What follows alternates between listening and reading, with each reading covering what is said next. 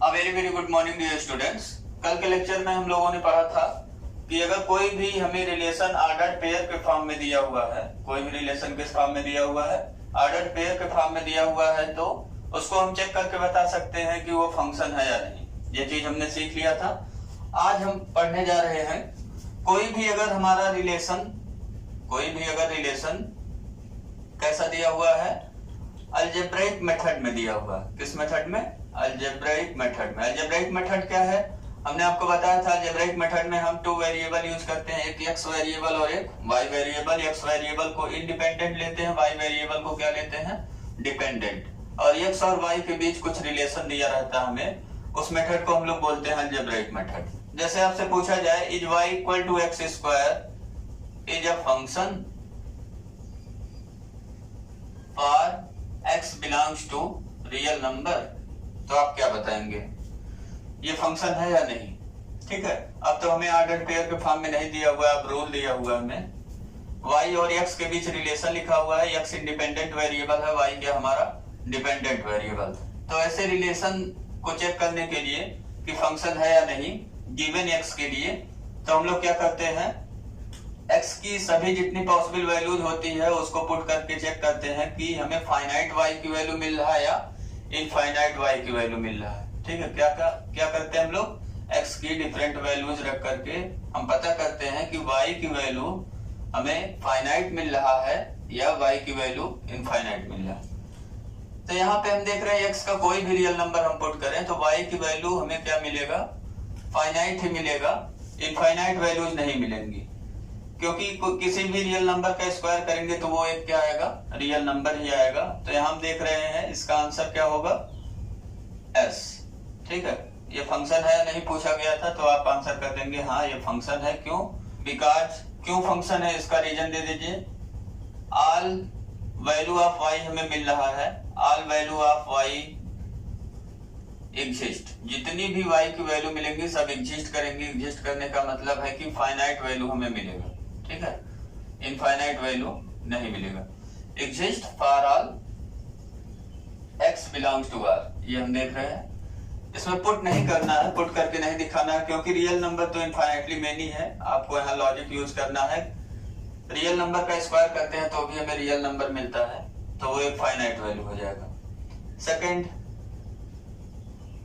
अगर आपसे मैं पूछूं is y equal to root x minus mod of x is a function for, पहला क्वेश्चन इसमें x greater or equal to 0, क्या x ग्रेटर इक्वल टू 0 के लिए ये फंक्शन है या नहीं? तो इसको आप चेक करके बताइए क्या होगा। पहले का आंसर हम जानते हैं, यहाँ देखिए दो फंक्शन है। 11th में हमने पढ़ा हुआ, ये स्क्वायर रूट फंक्शन है, ये वाला कौन सा फंक्शन है? मॉडुलस फंक्शन है। स्क्वायर रूट फंक्शन में हम जानते हैं स्क्वायर रूट फंक्शन जो होता है वो x is greater or equal to 0 के लिए डिफाइंड होता है। ये किसके लिए डिफाइंड होता है? x ग्रेटर इक्वल टू 0 के लिए, या आप कहिए केवल हम नॉन नेगेटिव रियल नंबर्स का ही स्क्वायर रूट निकाल सकते हैं। किस नंबर्स का? नॉन नेगेटिव रियल नंबर्स का। तो यहाँ नॉन नेगेटिव रियल नंबर हमें दिया हुआ है, तो ये हो गया रूट x हमारा डिफाइंड, मींस इसकी वैल्यू एग्जिस्ट करेगा, फाइनाइट वैल्यू हमें मिलेगा। और मॉडुलस के लिए हम जानते हैं मॉडुलस सभी रियल नंबर का हम निकाल सकते हैं। x की वैल्यू कोई भी रियल नंबर दिया हो उसका हम मॉडुलस निकाल सकते हैं। मॉडुलस सिंपली क्या करता है? नेगेटिव नंबर को पॉजिटिव बना देता है, और 0 का मॉडुलस क्या होता है? 0। तो यहाँ हम देख रहे हैं इसका भी आंसर क्या होगा? s। वही reason, because all value of y exist या finite for all x belongs to r नहीं लिखेंगे, यहाँ क्या लिखेंगे? For all x greater or equal to 0। अब इसी में अगर सेकंड क्वेश्चन में आपके लिए बनाओ x बिलोंग्स टू r दे दूं, इसके लिए बताइए, अगर x रियल नंबर है तो उसके लिए बताइए क्या ये फंक्शन है या नहीं, तब क्या करेंगे आप?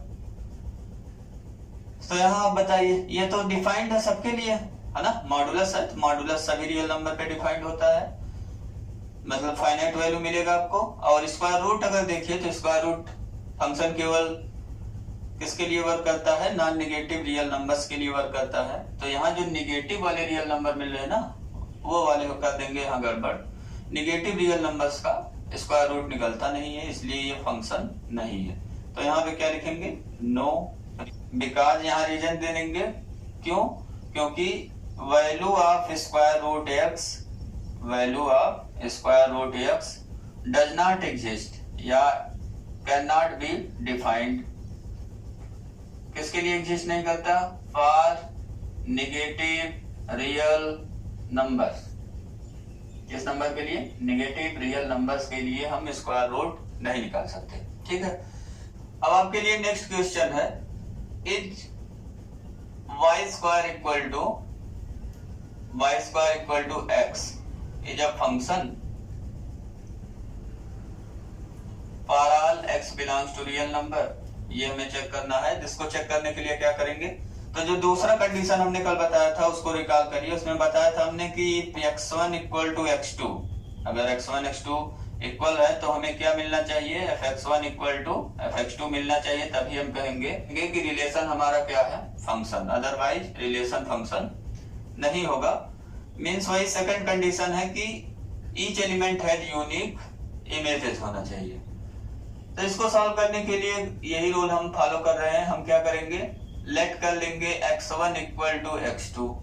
ठीक है, x1 equal to x2, x1 x2 कहाँ के एलिमेंट्स है? x1 x2 belongs to R। ठीक है, x1 इक्वल टू x2 है तो इस पे क्या अप्लाई कर लेंगे? ये रिलेशन जो हमें दिया हुआ है उसको अप्लाई कर लेंगे। तो x equal to y square है तो x1 इक्वल टू क्या हो गया? y1 square. ऐसे बताइए x2 इक्वल टू क्या हो जाएगा?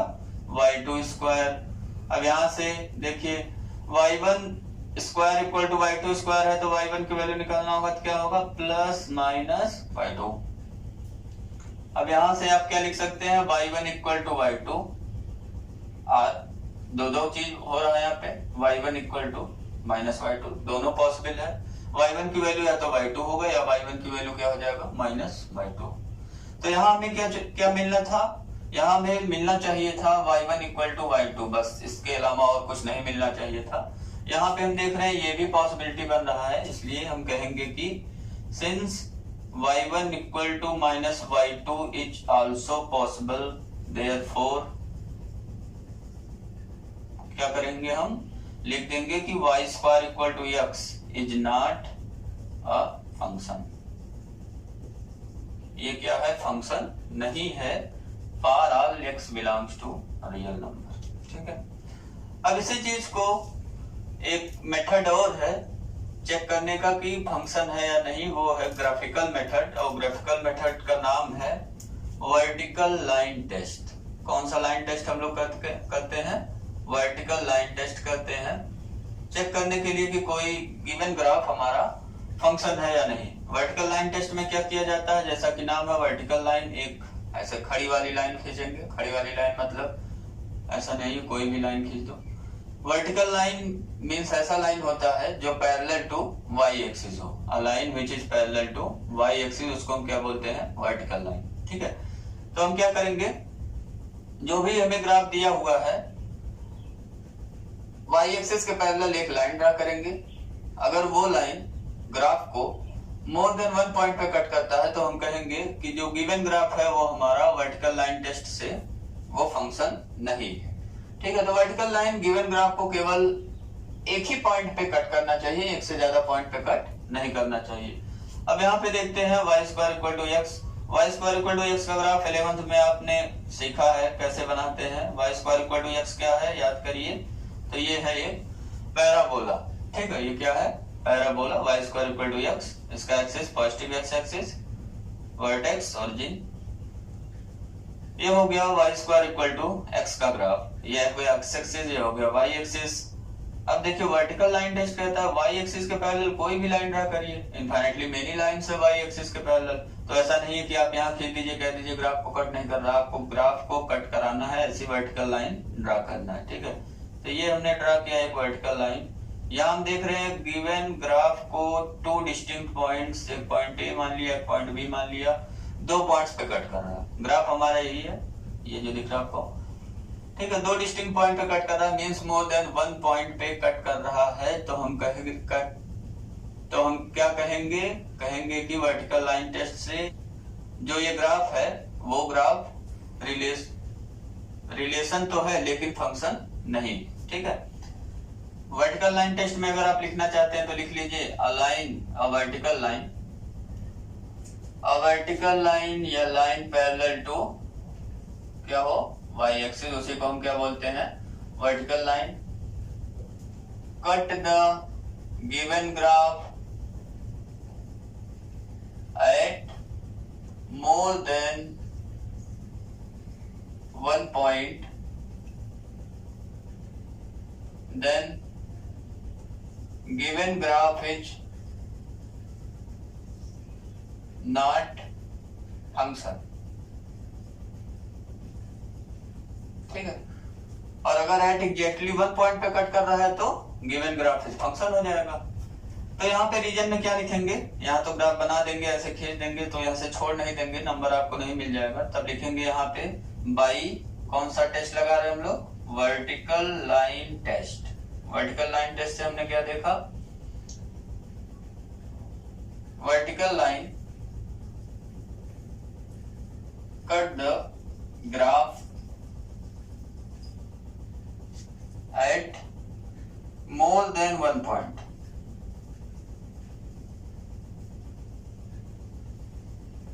दैट इज कहां कट कर रहा है, A and B. Therefore, given graph is not function।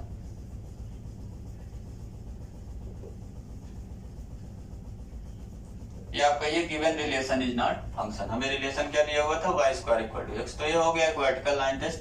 और भी ग्राफ्स ऐसे ढेर सारे खींचे जाते हैं। ये जैसे खींचा गया, ये किसका ग्राफ हमने खींचा, कुछ याद करिए, 11th क्लास में पढ़ा होगा हमने, स्क्वायर रूट x का। ठीक है, स्क्वायर रूट x का ग्राफ है।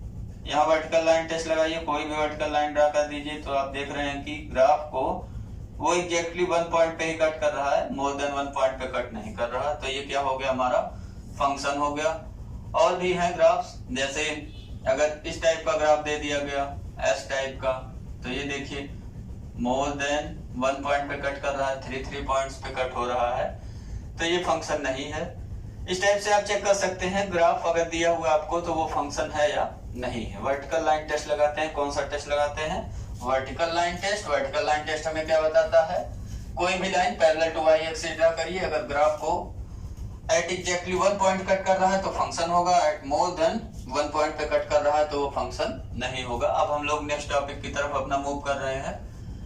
हमारा हो गया डेफिनेशन ऑफ फंक्शन से रिलेटेड टॉपिक कंप्लीट हो गया, और ये हमने सीख लिया कि कैसे चेक करते हैं कोई जो है गिवन रिलेशन हमारा फंक्शन है या नहीं है। अब हम पढ़ने जा रहे हैं नंबर ऑफ फंक्शंस, कितने फंक्शंस एग्जिस्ट करेंगे। तो एक चीज हम लोग जानते हैं,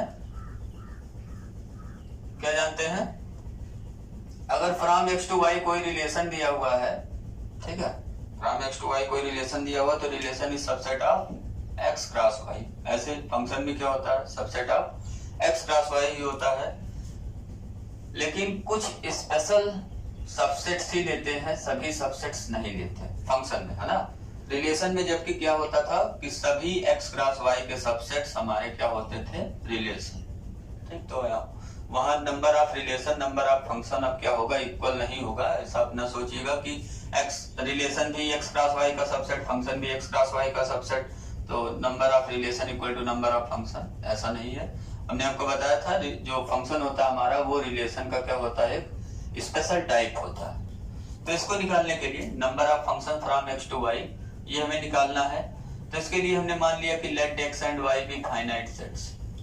एक्स और वाई हमारे कैसे सेट है, फाइनाइट सेट। एंड और यहाँ क्या मान लेंगे, हमने मान लिया number of element in x equal to कुछ मान लीजिए, क्या मान ले, m मान लिया, and number of element in y equal to n मान लिया। अब हमें पता करना है x टू y कितने फंक्शंस मिलेंगे हमें। ये हो गया x सेट, ये हो गया y सेट, इसमें कितने एलिमेंट्स, 1 2 3 4 लिखते जाइए, कितने हो गए, m एलिमेंट्स। और यहाँ पे 1 2 3 4 कितने एलिमेंट्स, n एलिमेंट्स। ठीक है, ये हमारा दिया हुआ है f from x to y is a function. तो नंबर ऑफ फंक्शन निकालने के लिए कोई छोटा सा एक एग्जांपल करते हैं। सपोज करिए x है, ये y है, ये नंबर ऑफ बॉयज हैं। सपोज कर लीजिए कितने बॉयज हमारे पास हैं, 3 बॉयज, और ये है गर्ल्स। ठीक है, कितने गर्ल्स, 4 गर्ल्स। अब हमें पता करना है x टू y कितने फंक्शंस हमें मिलेंगे। ठीक है, x to y में कितने फंक्शंस मिलेंगे। तो फंक्शन का डेफिनेशन निकाल करिए। फंक्शन का डेफिनेशन ये कहता है कि each element of x is uniquely related to an element of y, ये कहता है। तो 1 के पास क्या क्या पॉसिबिलिटी है, 1 के पास देखिए क्या क्या पॉसिबिलिटी हो गया। 1 से रिलेट हो सकता है, एसोसिएट हो सकता है, या 2 से, या 3 से, या 4 से। तो यहाँ पे 1 के पास कितने हो गए, इस बॉयज के पास कितनी पॉसिबिलिटी हो गई, 4 पॉसिबिलिटीज हैं एसोसिएट होने की। तो पहला एलिमेंट जो हमारा है, पहला बॉयज है, उसके पास हो गया 4 चॉइसेस, ठीक। और सेकंड, इसको हम परमुटेशन कॉम्बिनेशन वाले से ही मेथड से प्रूव करेंगे। और सेकंड के बाद देख रहे हैं जो सेकंड बॉयज है ना, अगर ये वाला बेचारा कहीं पे जाके अटैच ही हो गया, चारों में से किसी के पास गया अटैच हो गया। अब 2 वाला जो है दूसरा सेकंड बॉय, तो ये भी जाके वहीं पे क्या हो गया अटैच, ऐसा नहीं है, वहां अटैच नहीं हो सकता। फंक्शन यही कहता है कि, क्या कहता है फंक्शन, यही कहता है कि एक ही जगह जाके सब लोग भिड़ जाओ, ये भी है, ठीक है। Many to 1 is allowed but 1 to many is not allowed. Function में क्या है, many to 1 is allowed, 1 to many is not allowed.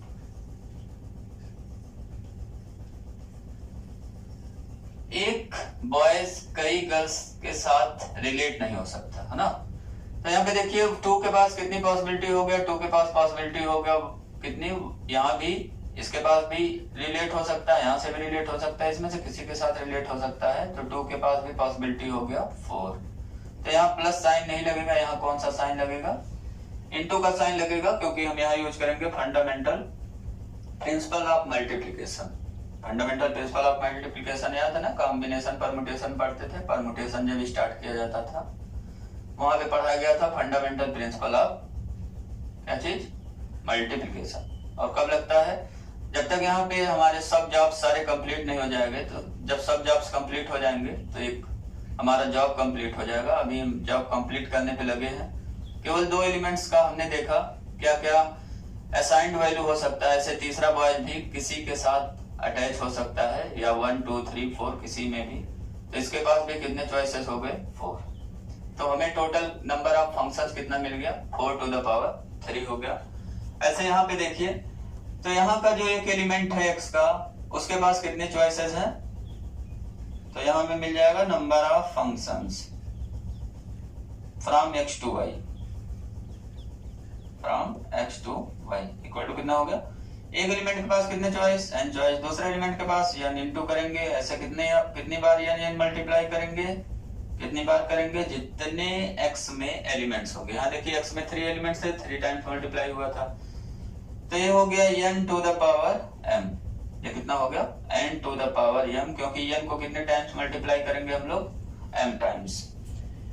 ये हमारा हो गया formula number of functions from x to y का, या इसी को दूसरे तरीके से लिख सकते हैं, n क्या है हमारा, n is number of element in y, तो number of element in y to the power number of element in x। ये हमारा हो गया फार्मूला। अगर आपसे क्वेश्चन पूछ लिया जाए कि नंबर ऑफ फंक्शन बताइए फ्रॉम 0 1 2 2 1 2 3 4, तो क्या होगा number of functions, number of functions कितने मिल जाएंगे हमें, फार्मूला लगा लीजिए तुरंत। कैसे फार्मूला यूज करेंगे, number of element in y, formula क्या है, number of element in y to the power number of element in x। Number of element in y कितना है, 4, number of element in x कितना है, 3, तो कितना मिल गया हमें, यही वाला। इसको मल्टीप्लाई कर लेंगे तो 64, ये हो गया आंसर। इस टाइप से आप नंबर ऑफ फंक्शंस निकाल सकते हैं। तो एक हमें फार्मूला मिला नंबर ऑफ फंक्शंस निकालने का। नंबर ऑफ फंक्शंस कैसे निकलेगा, number of element in y to the power number of element in x, ठीक है। तो एक आपके लिए क्वेश्चन है कि अगर सपोज करिए फ्रॉम x टू y आपसे पूछा जाए, ये हमें दिया हुआ है नंबर ऑफ, यहाँ पे बताइए रिलेशंस, तो कितने नंबर ऑफ रिलेशन मिलेंगे, 2 to the power number of element in x into number of element in y। x और y फाइनाइट लेकर के आप चलिएगा, x और y कैसे सेट हमारे फाइनाइट सेट। तो नंबर ऑफ रिलेशन ये हो गया। नंबर ऑफ फंक्शंस अगर निकालना है तो क्या करना पड़ेगा, number of element in y to the power number of element in x।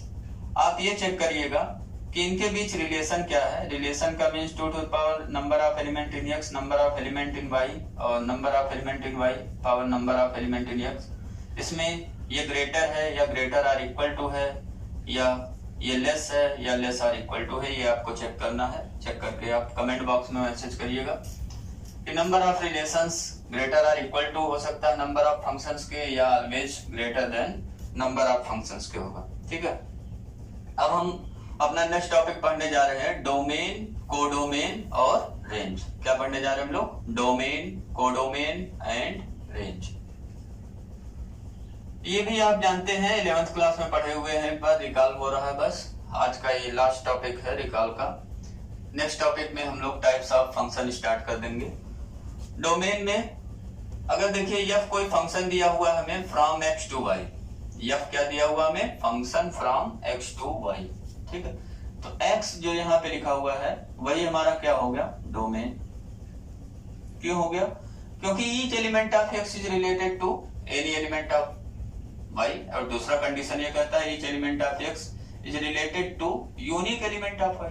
ठीक है, तो सभी एलिमेंट्स x के किसी ना किसी y के एलिमेंट से रिलेट हैं, तो ये हो गया हमारा डोमेन, क्योंकि यहाँ के सभी एलिमेंट्स किसी ना किसी एलिमेंट से रिलेट है। और यहाँ जो y लिखा हुआ है ये क्या हो गया? कोडोमेन। ये क्या हो गया? कोडोमेन। तो डोमेन हो गया x, y हो गया कोडोमेन। अब एक बेचारा बचा हुआ है रेंज। ठीक है, रेंज में क्या है? रेंज का डेफिनेशन, रेंज का डेफिनेशन है collection of all f images of x, means fx जितने भी मिल रहे हैं कलेक्ट कर लीजिए for every x belongs to x के लिए, तो हम कहेंगे वो हमारा क्या हो गया? रेंज। या इसी को ऐसे भी लिखते हैं या फॉर बड़ा वाला x। ठीक है, तो ये जो एलिमेंट मिलता है हमें कलेक्शन ऑफ ऑल इमेजेस, वो कहाँ मिलता है? कोडोमेन में, है ना। f जो हमारा एग्जिस्ट करेगा वो कहाँ एग्जिस्ट करेगा? यहाँ देखिए x1, x2, x3 ऐसे एलिमेंट्स होते हैं, f यहाँ हमें मिलता है ना। ये हो गया रेंज और ये हो गया कोडोमेन। ठीक है, ये सबसेट हो गया किसका? y का। तो ये चीज आप याद रखिएगा, रेंज इज सबसेट ऑफ किसका? कोडोमेन। यहाँ लैंग्वेज में लिखना चाहते हैं आप लिख लीजिए collection of all f images for all, बस for all value of x belongs to x। ये हो गया रेंज। अब अगर ऐसा देखिए सेट दिया हुआ है अगर हमें f फ्रॉम n टू,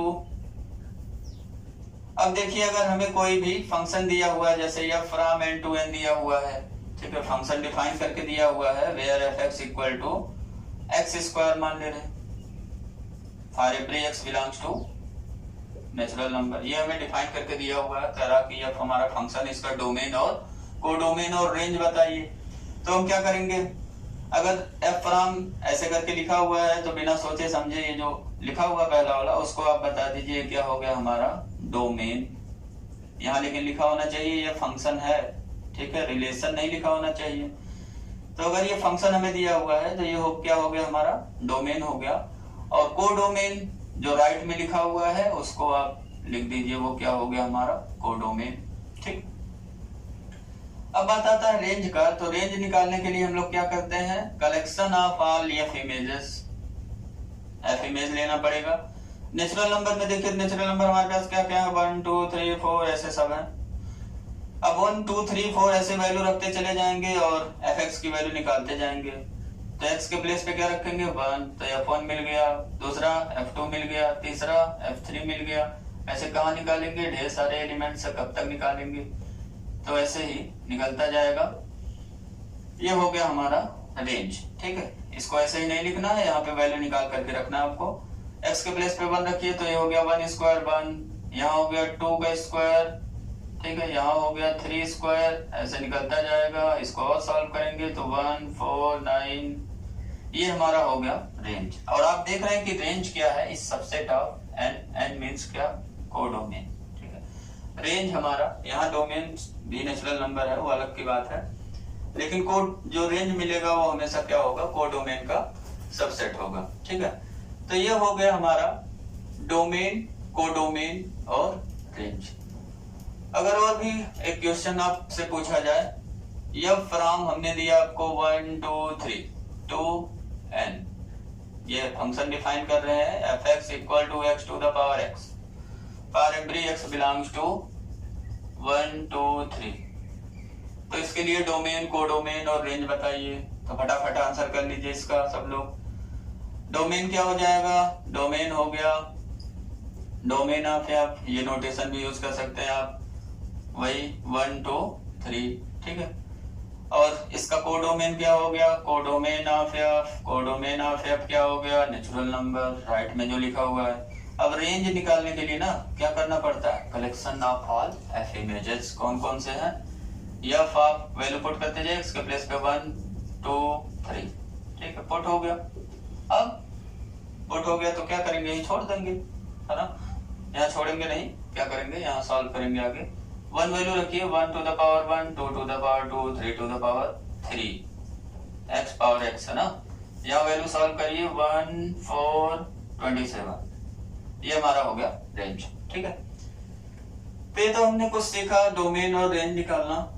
अगर फाइनाइट सेट दिया हुआ है या इनफाइनाइट सेट दिया हुआ है, कुछ केसेस में हम रेंज ऐसे नहीं निकाल पाते हैं, जैसे कि सिंपली हमने निकाल दिया वैल्यू पुट करके।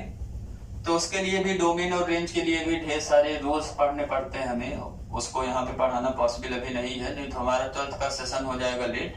तो नेक्स्ट सेशन में हम लोग टाइप ऑफ फंक्शन ही शुरू करेंगे और डोमेन और रेंज के ऊपर एक एक वीडियो बनाते रहेंगे धीरे धीरे आपके लिए, क्योंकि उसको कवर करने में लग जाएगा कम से कम 10 से 15 वीडियोस डोमेन और रेंज को समझाने में, ठीक है। तो अभी जो काम घर की चीजें है उसको सॉल्व करते हैं। एक चीज और है, अगर आपसे पूछा जाता है domain of real valued function, किसका? Real valued function. अभी क्या चीज है, इसको भी पढ़ाया गया होगा 11th में। रियल वैल्यूड फंक्शन ऐसे फंक्शंस होते हैं जिसका डोमेन क्या हो? Subset of real number. क्या हो? Subset of real number. Codomain पे यहाँ कोई कंडीशन नहीं है, ठीक है। लेकिन अगर कहा जाए आपसे रियल फंक्शंस, तो रियल फंक्शंस में क्या होता है? Domain and codomain. Domain and codomain both are subset of real numbers, ठीक है। ये डिफरेंस है थोड़ा सा रियल फंक्शंस और रियल वैल्यूड फंक्शंस में, ठीक है। तो domain of real valued function अगर हमें निकालना है तो इसके लिए क्या करेंगे? Domain of function equal to हो जाएगा वो सभी रियल वैल्यूज ले लेंगे जिसके लिए फंक्शन हमारा डिफाइंड है। डिफाइंड का मतलब फंक्शन की फाइनाइट वैल्यू मिल रही, इनफाइनाइट वैल्यू नहीं मिल रही। तो क्या हो गया? All possible real values of किसका? x। All possible real values of x for which fx is defined या fx is exist. fx exist, exist का मतलब क्या होता है? fx क्या वैल्यू ले रहा है? fx take finite value not infinite values, ठीक है। ये इसी को दूसरे लैंग्वेज में लिखते हैं, r में से कौन से वाले रियल नंबर माइनस कर देंगे? नॉट डिफाइंड रियल वैल्यूज को माइनस कर देंगे। नॉट डिफाइंड रियल वैल्यूज को हम क्या कर देंगे? माइनस, ठीक है। जैसे अगर आपसे पूछा जाता है fx equal to 1 upon x square minus 5, ये रूल हमने दे दिया फंक्शन का, ये सीधे सीधे रूल दिया। यहाँ हमने क्या दिया आपको? फंक्शन ऐसे नहीं दिया कि n टू n या r टू r ऐसे लिख के दे दिया और फटाक से आप डोमेन बता दिए।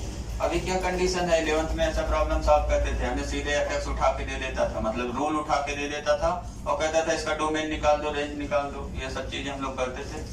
तो इसका डोमेन अगर निकालना हमें तो क्या करना पड़ेगा? तो एक कंडीशन है 1 अपॉन fx टाइप का अगर हमें फंक्शन कोई मिलता है तो इसके लिए डोमेन पे क्या कंडीशन हम लोग लगाते हैं? fx नॉट इक्वल टू 0, ठीक। किस टाइप का? 1 अपॉन fx टाइप का कोई भी अगर फंक्शन दिया हुआ है। fx क्या हमारा? इससे मत रिलेट करिएगा, fx हमारा क्या है? Any function of x। ये क्या? फंक्शन ऑफ x, मतलब x के फॉर्म में कुछ भी लिखा होगा यहाँ पे। तो कंडीशन क्या लगाना है? fx not equal to 0। तो यहाँ पे डोमेन निकालने के लिए हम लोग क्या करेंगे? यहाँ लिखेंगे fx इक्वल टू जो दिया हुआ है इज डिफाइंड होगा। कब डिफाइंड होगा या एग्जिस्ट करेगा? कब? जब x square minus 5 is not equal to 0। और ये कब 0 नहीं होगा? जब x square is not equal to 5 हो। ट्रांसपोज कर दीजिए -5 को। x की वैल्यू निकालिए तो क्या क्या वैल्यू मिला? कई लोग तो निकालेंगे अंडर रूट 5, केवल एक, लेकिन यहाँ पे कितना निकलेगा 2, क्योंकि ये कैसा है क्वाड्रेटिक है तो इसके पास x की 2 वैल्यूज मिलेगा, प्लस माइनस √5। तो ये हो गया हमारा आंसर। यहाँ आप लिख सकते हैं x की value does not equal two plus minus √5, या आप लिख सकते हैं ये थोड़ा सा अच्छा नहीं लग रहा है तो यहाँ डोमेन बताने के लिए कैसे लिखेंगे हम लोग, domain of function equal to real number में से नॉट डिफाइंड रियल वैल्यूज निकालते हैं। ठीक है, नॉट डिफाइंड रियल वैल्यूज क्या है, मींस x की वैल्यू क्या क्या नहीं हो सकता, √5 और माइनस √5 नहीं हो सकता, तो इन दोनों को निकाल देंगे बाहर। यह सेट लगा हुआ है कर्ली ब्रैकेट, कई लोग स्मॉल ब्रैकेट लगा देते हैं, बिग ब्रैकेट लगा देते हैं, तो वो इंटरवल्स हो जाएगा, उसमें इनफाइनाइटली मेनी रियल नंबर्स आने लगेंगे। केवल 2 पॉइंट्स हमें नहीं मिल रहे हैं, तो यहाँ कर्ली ब्रैकेट लगाना है और दोनों नंबर लिख देना, जानते हैं आप रोस्टेड फॉर्म में लिखना है। ठीक है, तो ये हो गए कुछ एग्जांपल्स।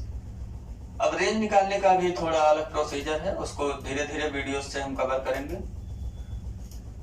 आज का लेक्चर यहीं फिनिश हुआ। आज हमने बताया आपको डोमेन, रेंज और कोडोमेन। ठीक है, और भी कुछ स्पेशल टाइप के फंक्शन हमने 11th में पढ़ा रखा आपको, उसको आप रिवाइज कर लीजिएगा।